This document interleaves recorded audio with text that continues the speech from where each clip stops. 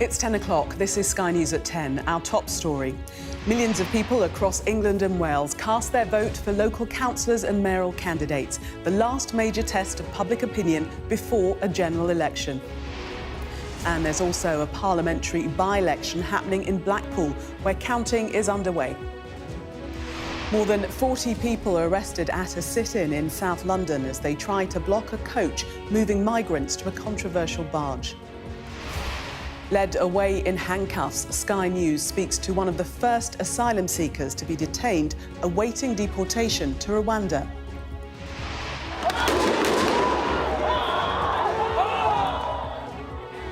An upsurge in the violence on campus in Los Angeles. Police face off with students protesting about the war in Gaza.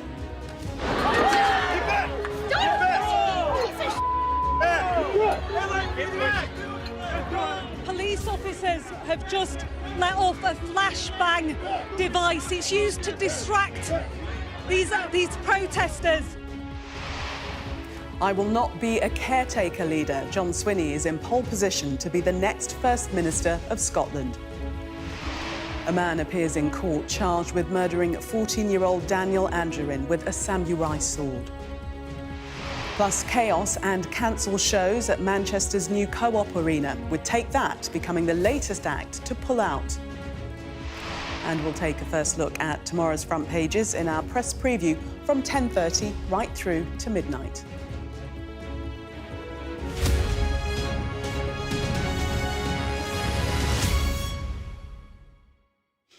Good evening. The polls have just closed.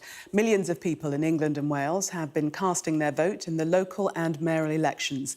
It's the last key test before the expected general election, with pressure on Labour and the Conservatives looking to take the initiative. Well, local council elections are taking place in England. In total, 2,600 seats are up for grabs. The vast majority of them were last elected in 2021. The Conservatives and Labour are both defending just under 1,000 of those seats. The Liberal Democrats currently have 410 of them, while the Greens hold 107 and Independents and other parties make up 169. In England and Wales, there are police and crime commissioner elections. They're happening everywhere except London, Greater Manchester and parts of Yorkshire. But the night's biggest drama could come from the 10 mayoral races, though we'll have to wait until Saturday for some of these races to be declared. And there's also a by-election in Blackpool, from where our political correspondent Rob Powell reports.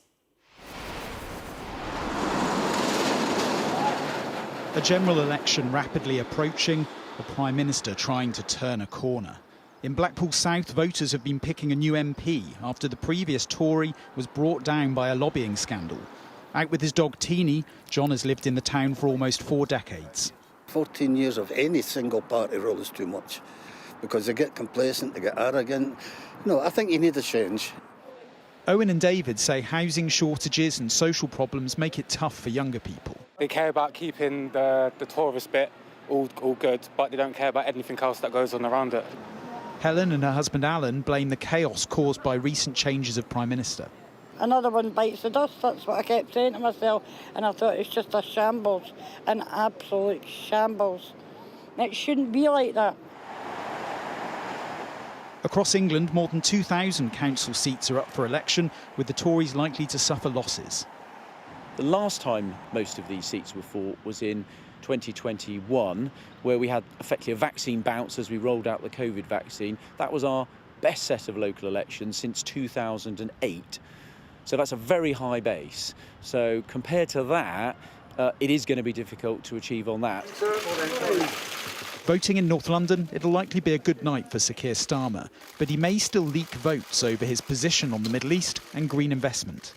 We're proud of the positive campaign that we've run in these elections, and when all the ballots are counted, we are confident that across the country it'll show people voting for change and show real progress and momentum behind the Labour Party that Keir Starmer leads. Back in Blackpool, Reform UK are also hoping to capitalise on voter anger.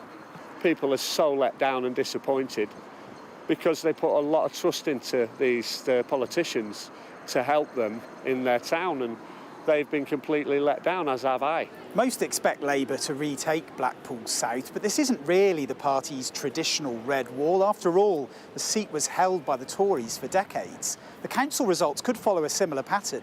Yes, Labour gains and Tory losses, but below the surface, the picture may be messier and more complicated. The mayoral races could be more clear-cut. Labour's Sadiq Khan is the favourite in London. The Tory mayor of the Tees Valley, Ben Houchen, will likely see a slice taken out of his majority. And in the West Midlands, Conservative Andy Street is in the tightest of fights with Labour. This peer and pollster says both Tory mayors are pushing personality over party. If the Tories lose both, then it will be deemed to be a bad night for the Tory party. If they hold on to one or either or both, it will be deemed to be a very good night. But it will probably be down to the personal votes achieved by the Tory mayors. Stuck between dismal polls and a despondent party, poor results tonight could prompt fresh questions about Rishi Sunak's leadership ahead of the general election. A daunting prospect for a Prime Minister yet to face his biggest electoral ride. Rob Powell, Sky News in Blackpool. Well, let's speak to our political editor now, Beth Rigby, who's in Westminster for us. And Beth, certainly a lot going on tonight. What's your sense of what's at stake in these elections? Well, look, this is the final ballot box test before a general election, so it's hugely significant. And yes, people vote on local issues, turnout tends to be lower. People might vote in local elections for independents or smaller parties rather than the big two. So it's hard to extrapolate out into a general election in some ways, but we will be using it to look at a national picture. And coming through this weekend, we should get a better sense of two things. Is Labour on course to win a general election at the election later this year, to win that majority? And how much trouble is Rishi Sunak in? Could he face some sort of challenge within his party because the results are so dire? So that's what's at stake. What have I picked up tonight? Well, in terms of Labour, they are telling me, sources within the party, that they think that they will come through this weekend and show that they are on course to win a majority Labour government. What are they looking for? They're looking at battleground seats. They're looking to take councils across the country in marginal areas where they need to win at a general election to get that majority. So they're looking to win Hartlepool. They're hopeful there. Thurrock, they're hoping to win there. What will happen in Harlow, where I was with the Labour leader this week? Milton Keynes, they think they can take as well. And they'll be looking at that for signs to show they're on course for a majority. But I have to say, it's not as clear-cut as a slam dunk for Labour going into this evening, quite simply because there are issues about can the Conservatives hold ground. So two big mayoral races, two incumbents, Ben Houchen in Tees Valley, the Conservative incumbent, and Andy Street in the West Midlands. Now, if Rishi Sunak can hold both or one of those, symbolically he has something to say to his party that all is not lost. And where are those two races tonight? Tees Valley, Labour think that they cannot win it. They will close the gap, but the gap is simply too big. But West Midlands is on a knife edge. I've spoken to sources on both sides telling me tonight it is simply too close to call. Issues around Birmingham Council putting up council bills has perhaps depressed the Labour vote. I'm also picking up some unrest over Gaza has upset people as well. And so it might be that we come out of this weekend and Rishi Sunak doesn't look as badly damaged as perhaps he might. Look, quite simply, Labour need to gain hundreds of seats. They say they're hopeful for that. The Conservatives facing losses of hundreds. But it might just be that we get through these results and both parties have something to sell a win on. OK, Beth, thank you. An exciting night ahead. Thank you. And we'll bring you the results of today's elections as they're announced in a special overnight programme. Vote 2024 with Jonathan Samuels from midnight here on Sky News. 45 people were arrested in South London today after a crowd of protesters blocked a coach destined to take migrants to the Bibby Stockholm barge in Dorset.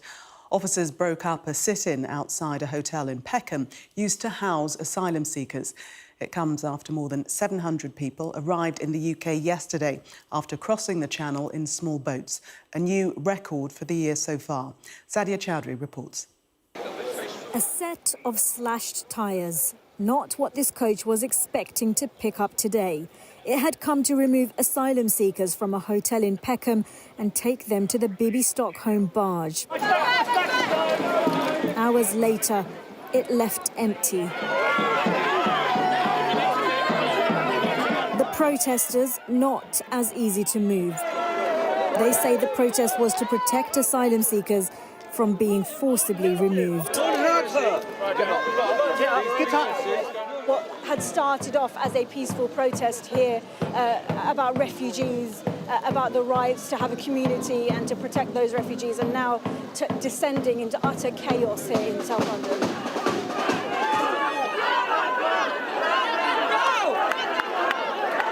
The Home Office described this as intimidating and aggressive behaviour. The Home Secretary tweeting that housing asylum seekers in hotels is costing taxpayers millions of pounds every day. We will not allow this small group of students posing for social media to deter us from doing what is right for the British public, he wrote. Today was about kind of keeping our neighbours safe from some of the Home Office's really nasty rules and keeping people who don't have secure immigration status and people who are racialised outside of society. It's a temporary and small success. Obviously, it's, we have to keep fighting these things on a daily basis because the Home Office's violence is every day. Arrests were threatened and arrests were made. Let them go! Phil! Let them go! But defiant protesters told us they'd be back. Sadia Chowdhury, Sky News, in Peckham.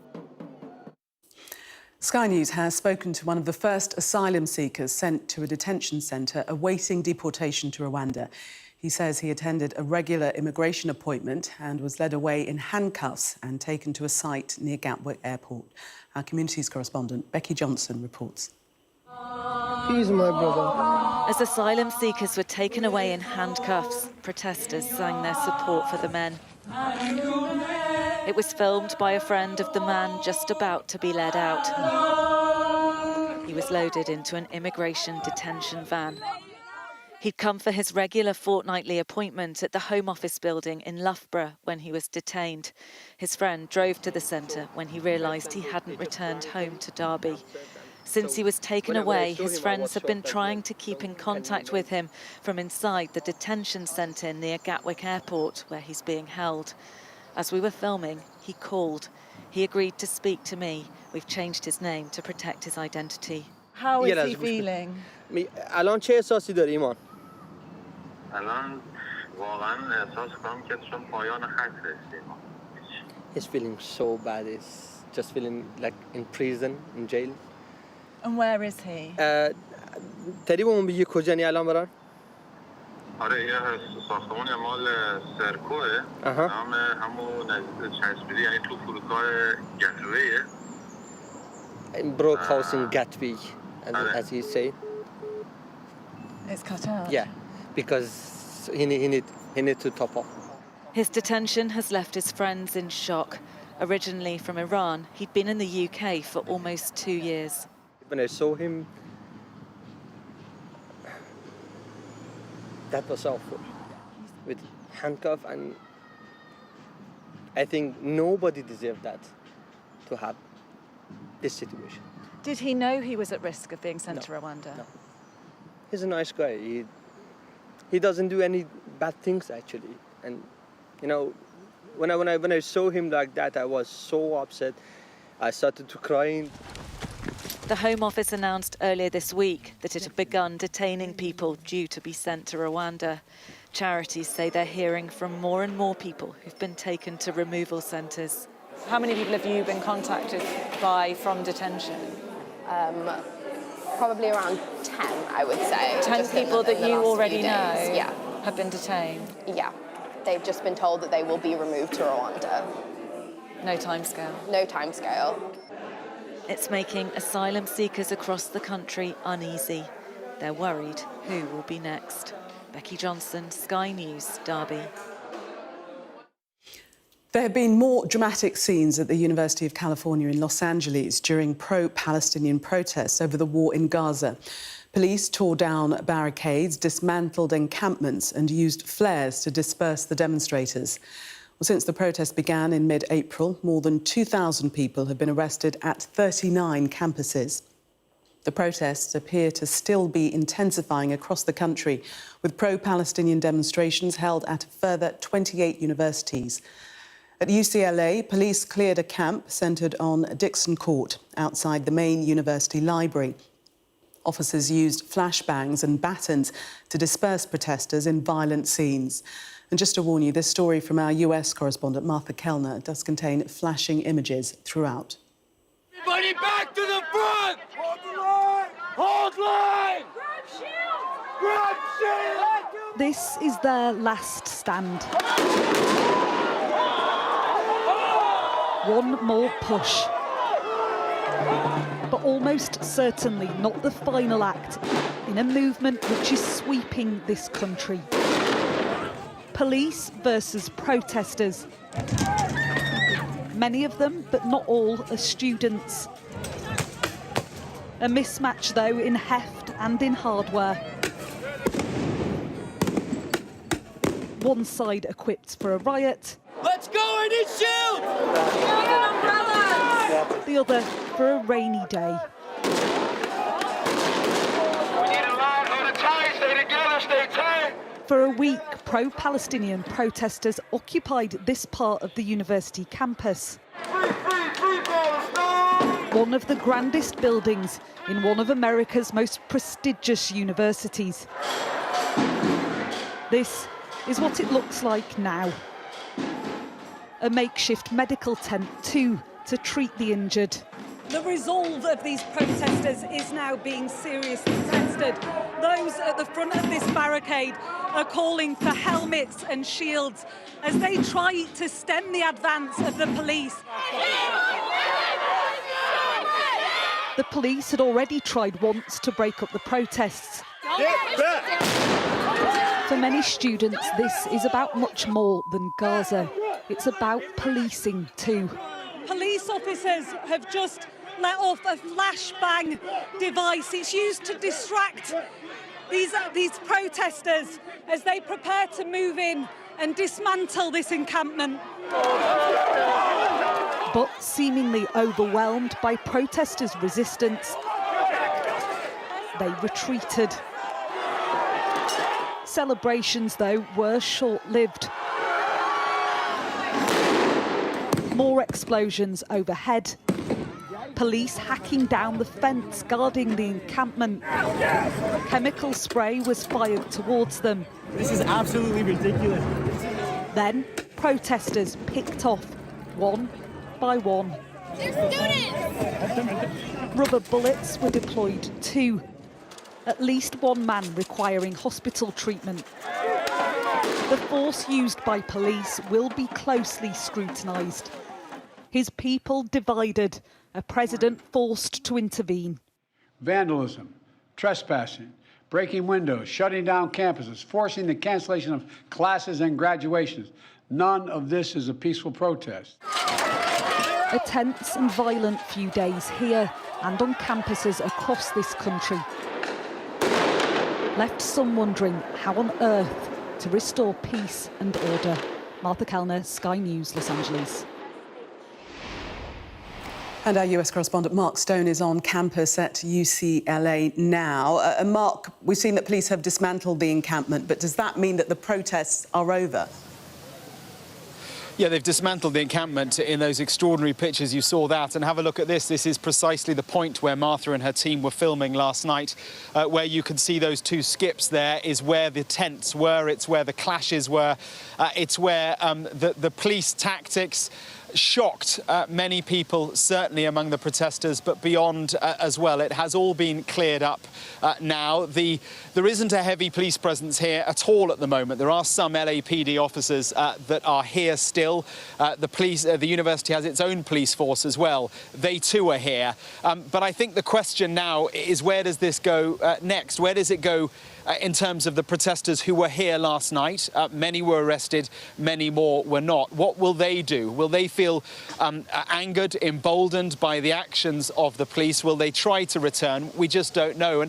And more broadly, how will the country react? How will the students at so many other universities react? Have a look at just how many news crews are here. We're being kept back from the main part of the university in a holding pen. But the images that you saw in Martha's report, they have been broadcast right across America. They have caused a huge degree of angst because of the methods that the police used last night. Tear gas, yes, rubber bullets as well. And I think from the students' perspective, they heard Joe Biden's comments this morning. And of course, many of them would be aligned to the Democratic Party, to Joe Biden. But it was clear that he believed what they were doing was not peaceful protest. They would argue it was peaceful, and that it was the very essence of civil disobedience which stretches back through history at American universities. Mark, thank you. A 36-year-old man has been remanded in custody, charged with the murder of a 14-year-old boy in North East London. Marcus Monzo is alleged to have attacked Daniel Anjorin with a sword in Hainault. Emma Birchley reports. Arriving at Westminster Magistrates' Court, the man accused of murdering a 14-year-old boy as he made his way to school. Daniel Anjorin was one of 5 people alleged to have been attacked early on Tuesday morning by a man said to be brandishing a samurai sword. The suspect, 36-year-old Marcus Arduini Monzo, a Spanish-Brazilian national from East London. Monzo appeared in Court 1 wearing a grey sweatshirt and tracksuit bottoms. He was very slow to confirm his name and held his left hand across his chest throughout the short hearing before being remanded in custody. The court heard how the alleged attacker drove a van at speed at one man before exiting the vehicle with the sword and slashing him in the neck. He was then said to have broken into the home of a sleeping family, including a 4-year-old girl. There he allegedly attacked a man in his bed, leaving him with arm and neck injuries. It was after that the court was told Daniel was murdered. Prosecutors said the suspect jumped out of a bush before attacking a female officer, causing serious injury.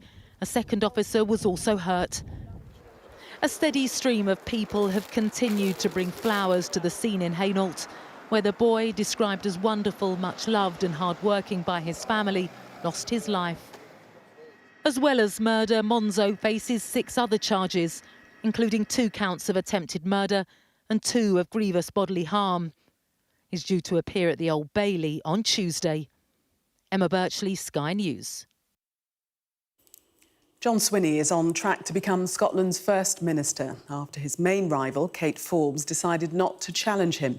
He's also set to be the SNP's 3rd leader in just over a year.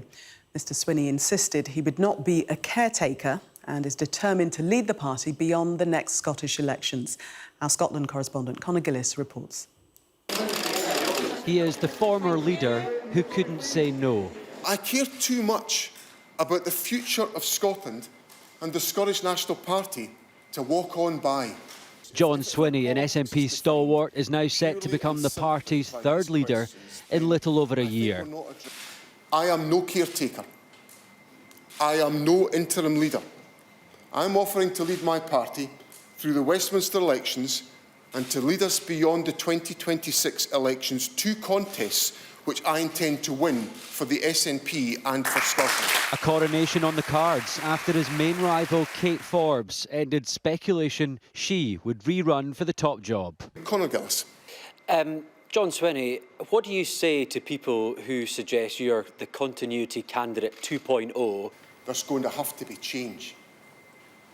We just cannot go on as we are today, because that's the reason I'm standing, because if we go on the way we're going to go on today, I think we'll face tough times. And with that, an endorsement from Kate Forbes. She said the best way to deliver the urgent change Scotland needs is to join with John Swinney and advocate for that reform agenda within the Scottish Government. I want Kate Forbes to make a significant contribution to any government that I lead, because I think she's got a big input to make into the national life of Scotland. This is not Swinney's first rodeo, an SNP leader 2 decades ago, a cabinet minister for years, seen by some as a steady hand amid crisis. Is the reality, though, that you've enjoyed the chaos that the SNP's been engulfed in over the past year, and John Swinney's actually more of a threat to you, the Labour Party? Look, I don't accept that, because I think the structural chaos, division and dysfunction that's now at the heart of the SNP, it can't be put back in the bottle. As one heads out, another heads in. What do you make of John Swinney entering the race? Oh, look, I'm delighted to see John. He's a wonderful individual. Thanks so much. He could become Scotland's 7th First Minister next week as the SNP breathes a sigh of relief with a contest looking unlikely. Conor Gillis, Sky News, Edinburgh. The Foreign Secretary, Lord Cameron, has reiterated the government's support for Ukraine on a visit to Kiev today. His visit comes after the UK's commitment to deliver £3 billion of military support to Ukraine. The UK is once again absolutely leading the way in how we support Ukraine. The announcement by the Prime Minister that we will give £3 billion every year for as long as is necessary, and we've just really emptied all we can in terms of gifting equipment, and the biggest amount of equipment we've been able to give so far. Thousands of music fans expecting a big night out at the UK's newest music venue look set to be disappointed. The opening of the Manchester Co-op Arena has been beset with problems. Several key stars, including Take That, Keane and Olivia Rodrigo, forced to postpone. One event last night was cancelled with less than an hour's notice, with people already in the queue. Our chief North of England correspondent, Greg Milam, has more. There is still the feel of a building site about the UK's largest indoor arena. Hours after it cancelled its opening night yet again, the work continues. When it will finally welcome fans is still unclear. This is terrible and it's embarrassing.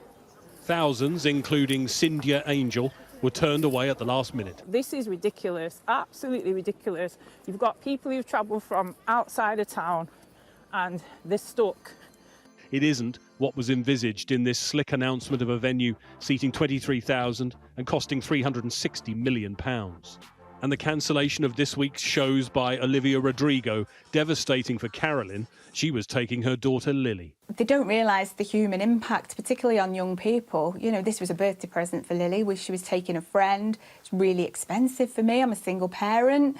And, they don't realise the human impact of leaving it so late when people have been looking forward to something like that. And Carolyn is due to see Take That there next week. I'd have had a lot more respect for them if they'd done the test event with Rick Astley and said, this venue is not going to be ready.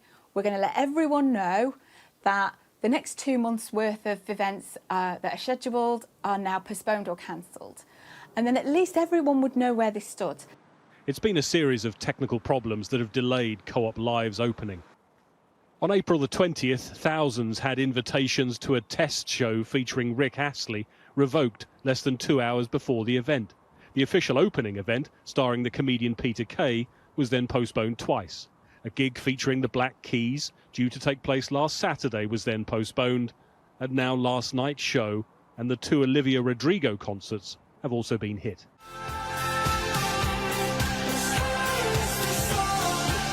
Take That have now moved next week's 5-night residency to another venue. Keane have postponed their show, scheduled for Sunday night.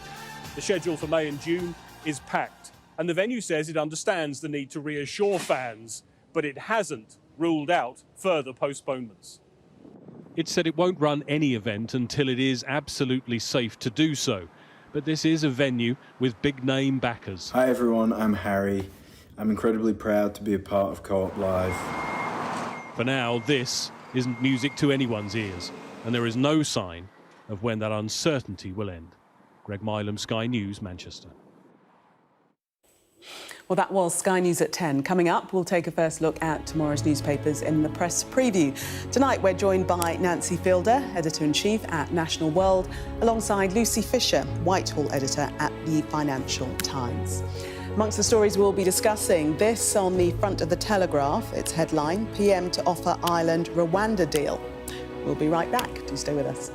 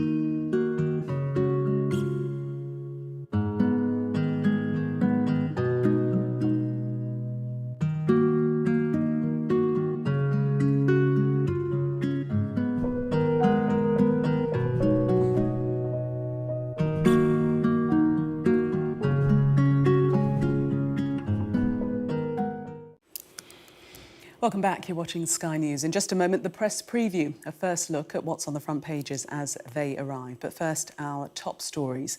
Polls have closed on a day of voting for local councils, regional mayors and crime and police commissioners, as well as a parliamentary by-election in Blackpool. Sky News has spoken to one of the first asylum seekers to be detained, awaiting deportation to Rwanda. He was taken away in handcuffs to a centre near Gatwick. And hundreds of protesters have been arrested in Los Angeles as authorities cleared a pro-Palestinian camp at the UCLA campus. Well, we'll move on to tonight's press preview shortly, but first, let's get more on today's elections as ballot boxes are brought into counting centres. Our national correspondent Tom Parmenter is in Grimsby for us tonight, and our chief political correspondent John Craig is in Blackpool. Welcome both to you. First of all, John, is it Labour's to lose where you are?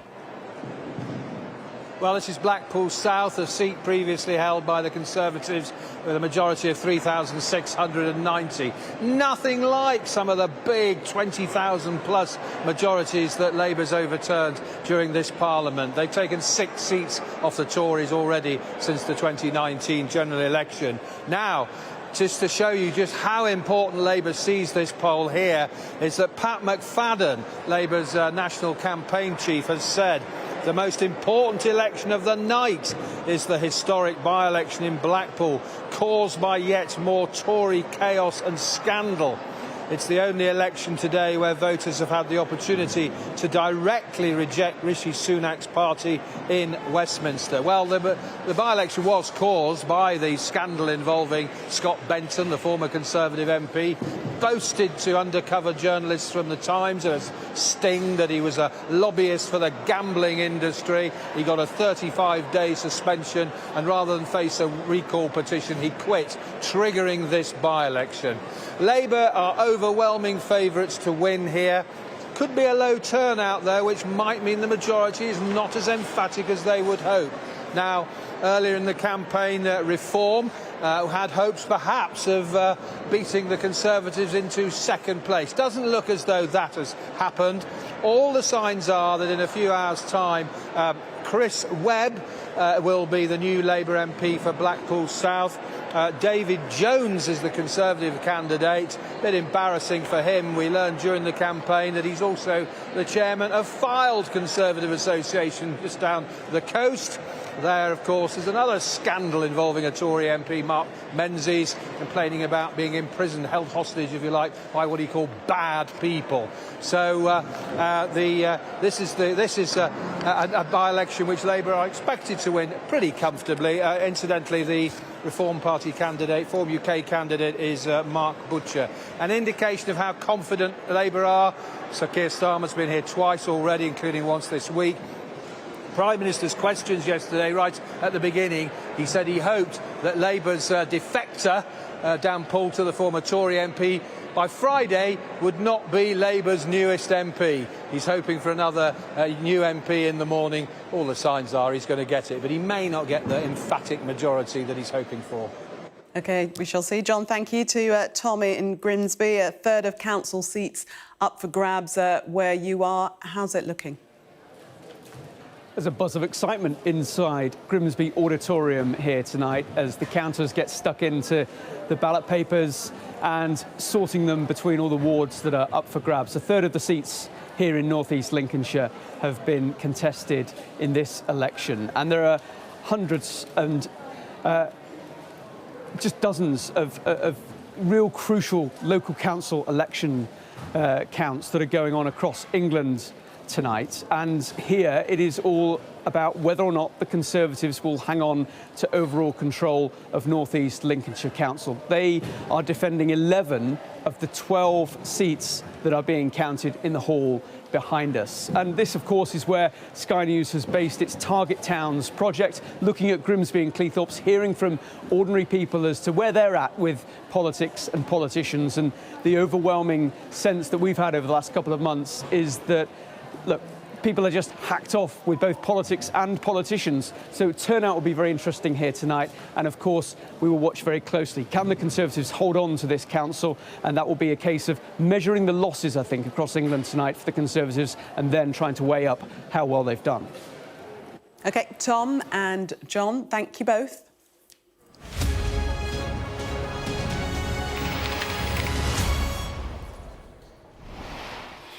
You are watching the press preview, a first look at what's on the front pages as they arrive. It's time to see what's making the headlines with Nancy Fielder, Editor-in-Chief at National World, and Lucy Fisher, Whitehall Editor at the Financial Times. They'll be with us from now until just before midnight. So let's see what's on some of those front pages for you now. The Metro is leading with the Hainault sword murder. reporting the suspect described himself as a mystic. The front page of The Telegraph is reporting that the Prime Minister will offer Ireland a chance to be a part of the Rwanda deal.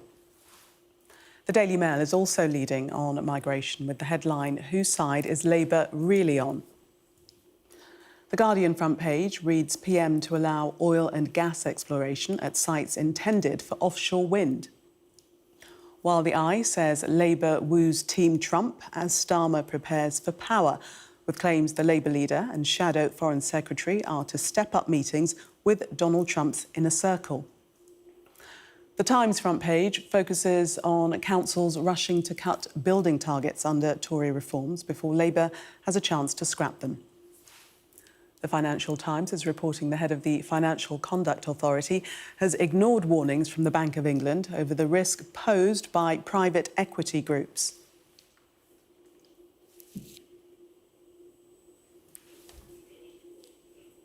OK. And a reminder that by scanning the QR code you'll see on screen during the programme, you can check out the front pages of tomorrow's newspapers while you watch us. And we're joined tonight by Nancy Fielder and Lucy Fisher. Welcome to you both. Well, let's start with the elections of sorts. Obviously, we don't have the results, so we can't talk about that. But this piece, the FT, front page of the FT, talking about voter ID, and many people have been caught out by it, according to this article, in terms of not having the required identification now to vote. And it's the first local election where you've needed it. And, yeah, it seems like lots and lots of people have turned away because they didn't understand. In the old days, you used to just go along and it was fine. But now if you haven't got your ID, you're not allowed to vote. And it seems that particularly sort of elderly people have been sort of spotted a bit upset by it all and not really understanding it, which is a shame. It is really, really important. The local elections mean a massive amount. And I know we're all talking about they're a signal for the general elections, but these are absolutely key for cities that have been run into the ground and for all sorts of councils in the country that are really struggling. And people need to get out and have their say. We need to be talking about the local elections. And if you can't vote, well, it's just a really pathetic indictment of our democracy if we've not managed to communicate it well enough. Lucy, how many people do you think will have been affected by this? Do you think it's been a major problem? Well, look, Nancy's absolutely right to say this is the first time in these particular seats we've had this voter ID law brought in. It was there in May 2023. Research by the Electoral Commission found in those elections less than or around 0.25% of people who turned up to vote were turned away because of not having the correct ID on them. So, look, it is a tiny proportion we expect today to have been turned away, but I think it is absolutely right to say that anybody blocked from participation in our democratic processes, is a tragedy. And we need to make sure, particularly ahead of the general election, that the awareness is there and people understand what they need to bring and what forms of ID are accepted at the polling stations. I think the particular problem is nobody really bothered about voting, are they? We know the numbers are going to be low, and actually anything that gets in the way of that is just a real shame. People are just so sick of the politicians if they can't at least have their say. Where are we? The FT is saying that opposition parties are claiming it disproportionately affects voters who don't traditionally vote for the Conservatives in terms of having ID. But if we move on to the Mirror, Nancy, Boris polled shoulder. Johnson breaks own rules again by turning up to vote without ID. Well, what a surprise. This was his law. These changes came in when he was partying away at number 10 instead of leading the country through a COVID crisis. And this story says he turned up with an envelope with his name and address on. Now, as most people know, actually you need to have photo ID. It was his rule and he's failed at it. But I've got to say, I mean, look, he sneaks into the headlines whenever he can. Do we believe this? Do we believe it's really so stupid he doesn't understand the changes he brought in himself? Is it a publicity stunt? I'd love to think he was a little bit cleverer than this, but who knows? Lucy, what do you think? Yeah, I must say, I thought it was a bit odd that he turns up without the requisite ID, given his administration had introduced it. Also quite striking that his spokesperson felt it necessary to clarify that he did actually vote Conservative. Obviously, there's no love lost between him and Rishi Sunak. A lot of question marks about how much he might campaign for the general election. And I've been really interested that he has been out and about campaigning campaigning for Ben Houchin in Tees Valley and Andy Street in West Midlands, two mayoral candidates hoping to hold on today. So he's willing to do some campaigning, but not necessarily to appear on a platform with the Prime Minister who helped oust him. And we read that he did eventually return to the polling station with the correct ID and did cast his vote. And as you say, the aide said that it was for the Conservatives. To the Telegraph, and Penny Mordaunt, her name's been bandied about a lot, hasn't it, in terms of a leadership challenge to Rishi Sunak, and she's now saying, I won't be installed in number 10 like some new boiler. Who's going to turn up in the morning should it all go horribly wrong? I mean, yes, the rumours have been for a very long time that anybody in the party who is fed up with the Prime Minister have got a plan that she's going to be picked up and plonked in. Now, the obvious time is if these elections go completely against him. The counts are taking place tonight, but also Friday and Saturday. So maybe by Sunday we have a new boiler installed, but she's saying she will not be that thing, that politician who is installed. She clearly wants to fight. She's going to fight for it at some point, isn't she? But she seems to be saying it's not right now. Whether that will change and she'll happily... Let's see. I think it's a numbers game, isn't it, as to whether she'll step forward. But for the moment, Lucy, she is saying that she's supporting the Prime Minister. She is, but interesting that she's put out a statement today. It's meant that, you know, she is the face on the front of the Telegraph, the Tory grassroots Bible of a newspaper, you know, firmly, you know, impressing in their minds that if there is to be a candidate replacing Rishi Sunak, it's her. So I'm interested in that. And also a very interesting detail in the story, a survey by YouGov out today suggests that the lead that Labour has over the Tories in the national vote has opened up to 26 points. That is a huge lag between the two main parties, suggesting the Tories have dropped to 18% and just 3 points ahead of Reform on 15. So if that's borne out in any way by some of the analysis we can take from the local elections, which of course aren't the same as a general election, I think that does suggest some of those Tory rebels on the right wing of the party might be talking about replacing Rishi Sunak over the weekend. Yes, and the results of the elections that are being counted now, the votes that are being counted now, could decide whether there is a plot to oust him, as we've been reading about for weeks and weeks and weeks. To The Guardian, Nancy, and the headline there, PM to allow oil and gas exploration at sites intended for offshore wind. Fossil fuel companies will be allowed to explore for oil and gas under offshore wind sites, and that's for the very first time. For the very first time. Now, this is clearly a backward step, would be seen as a backward step for anybody who believes that we should be doing things to cool our climate down, to look after the planet. Very interesting timing, and this story describes how actually this will appease and perhaps persuade some of those backbenchers who are ready to stab him in the back. They may turn around and say, oh, actually, Rishi's got something right. They've been really wanting this. I mean, the climate catastrophe is dividing all political parties, let's be honest about it, but I think most people will shake their heads and go, really? So we had an alternative that could help the planet, and instead we're going back to digging for oil and gas. We hear from Chris Skidmore, the former Tory MP who quits as Sunak's net zero czar, saying that the government's climate policies are regrettable with the general election just months away. This is a deeply irresponsible and divisive move. Yes, and it has split the Tory party, but clearly the calculation that Downing Street have made is that they want to create a dividing line with Labour on green policies. We know that the Green Prosperity Plan, while that has been scaled back by Keir Starmer, is a key pillar of Labour's offering to the electorate at the general election. So this does look like Rishi Sunak stepping a little bit further back from the climate agenda yet again. And I think Nancy's right. The timing is, striking. The day after the local elections, it could be a move to try and assuage his restive backbenchers on the right of the party who want him to prioritise cost of living and, promise voters cheaper energy, even if it does come from fossil fuel sources. OK, Lucy and Nancy, for the moment, thank you. Coming up, more to come on the papers, including this story from the Mirror on a crisis meeting about the FA Cup. We'll be right back.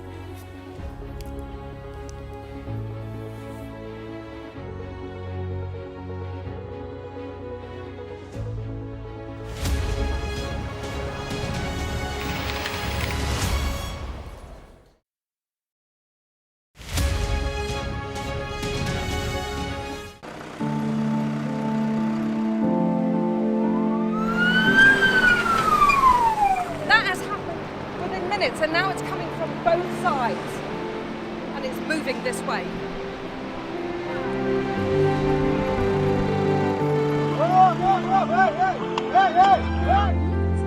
Only about half a mile from the Turkish coast, and it's evident that the boat is seriously overcrowded. This is one of the most severe viruses in the world. I'm Alex Crawford and I'm Sky's special correspondent based in Istanbul. This is going to be the biggest party Tripoli has ever seen. That's it, it got us then. There's a lot of action going on, a lot of hits coming in still. We aim to be the best and the most trusted place in news. Clearly not had very much to eat at all. A lot of them extremely thin and very frail. Look at her arms. I can put my entire hand round. This is the cocktail of drugs which the doctors at this hospital have been giving their coronavirus patients. Made for people who want clarity in an uncertain world. Mother Nature can be vicious, absolutely savage. The world's largest falls now down to a trickle in places. I can't imagine how much plastic is lying at the bottom of this huge lake. Whoa! Close and personal with her, aren't they? This is what makes the job so fantastic.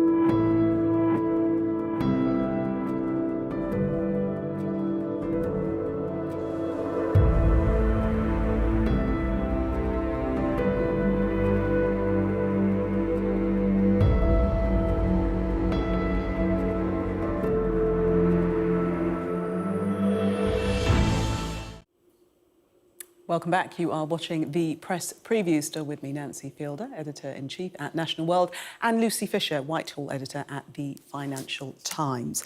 Let us continue with having a look at the Financial Times and this story regarding John Swinney, set to be the next First Minister, bar anything happening that might overturn the apple cart, and that's highly unlikely. Yes, I mean, this is the opposite of what we've been used to in the last few years. This is a political party pulling together and actually showing some unity. Now, they're doing it to save their own skin, aren't they? Because the party is in such deep water and such problems in Scotland. But yes, the only person who seemed likely to stand against John Swinney has said that she will fully back him. So there possibly won't even be much debate about it, and he could be in the job within a few days. Coronation, and seen as a safe pair of hands, isn't he? Well, he is. I mean, he's been an MSP for 25 years. He was an MP, of course, before that, so he really is a veteran of Scottish politics. I think it is noticeable, of course, he was SNP leader previously between 2000 and 2004. Didn't excite many voters in the polls. So I'm interested, his big pitch today has been that he's not an interim leader, that he's got an ambitious prospectus to sort of lead Scotland forward. I wonder if that's what the party has in mind for him. Obviously, they do need someone sensible who can take the helm at this moment of crisis. But whether they plan for him to be in the top role as First Minister, as looks likely, we think he'll be confirmed by the party on Monday, formally confirmed as First Minister next Wednesday. Whether the party has him in mind as a long-term solution for its woes, I think is a lot less clear. Likely to be a big job for Kate Forbes, do you think? Well, certainly, and that seems to have been some sort of bargaining behind the scenes. He described her in his speech this morning as an intelligent, thoughtful, creative individual. She's made clear she's backing him because she thinks he can govern from the mainstream. So, yes, I think a return to the fore for her is certainly on the cards.